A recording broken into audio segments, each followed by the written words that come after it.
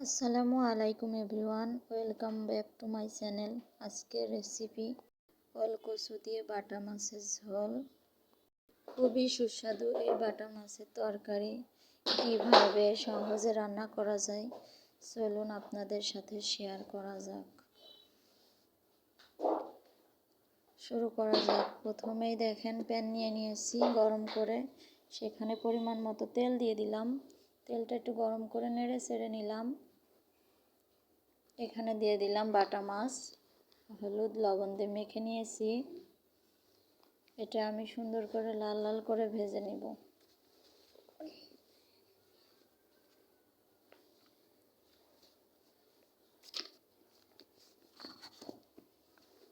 এই যে লাল লাল করে একটু ভেজে নিলাম। পিঠ ও পিঠ একটু উল্টা পাল্টা করে নেবেন। এই যে আমার ভাজা শেষ, এখন তুলে নেব।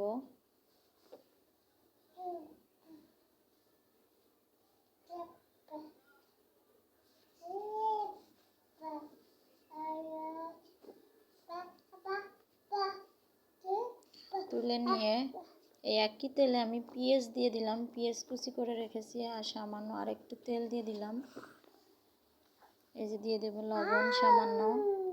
পেঁয়াজ ভাজার ভিতরে আপনি সামান্য লবণ দিলে দ্রুত পেঁয়াজ ভাজা লাল হয়।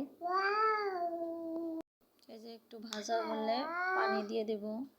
সামান্য পানি দিয়ে এখানে গুঁড়ো মশলাগুলো অ্যাড করব। হলুদের গুঁড়া হাফ চামচ, জিরার গুঁড়ো হাফ চামচ, লবণ হাফ চামচ দিয়ে এখন ভালো করে নেড়ে চেড়ে নেব। এখানে দিয়ে দেব এই যে ভাপ দিয়ে রাখা ওল কচুগুলো, আমি ভাপ দিয়ে নিয়েছি ভালো করে। এখন দিয়ে ভালো করে নেড়ে চেড়ে মিশিয়ে নেব।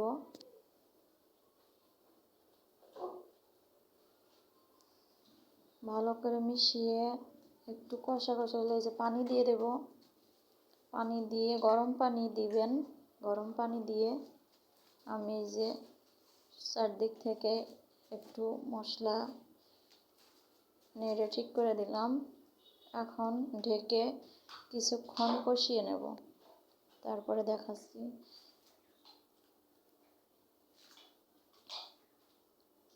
এই যে এখন দেখেন এই পর্যায়ে আরেকটু নেড়ে দেব।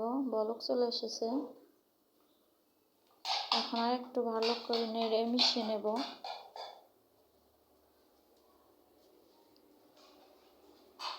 আবার ঢেকে দিলাম। ঢেকে 5-6 মিনিট একটু ভালো করে এই যে শুকিয়ে নিলাম। পানি দেখতে পাচ্ছেন একদম শুকিয়ে নিয়েছি। এ পর্যায়ে ঝোলের পানি দিয়ে দেব। ঝোলের পানি দিয়ে দিলাম পরিমাণ মতো। ভালো করে নেড়ে চেড়ে নেবেন।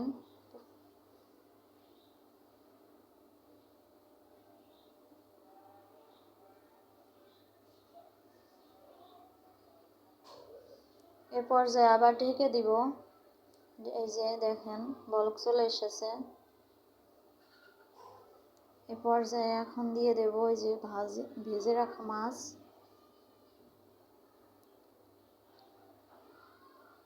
মাছ দিয়ে একটু নেড়ে দিলাম। আবার ঢেকে দিয়ে আবার রান্না করব। এই যে রান্না শেষ আমার। রান্না কিন্তু একদমই রেডি, গরম গরম ভাতের সাথে খুবই মজা। আশা করছি রেসিপিটা আপনাদের কাছে ভালো লেগেছে। তাহলে প্লিজ আমার চ্যানেলটা সাবস্ক্রাইব করে পাশে থাকবেন। আসসালামু আলাইকুম।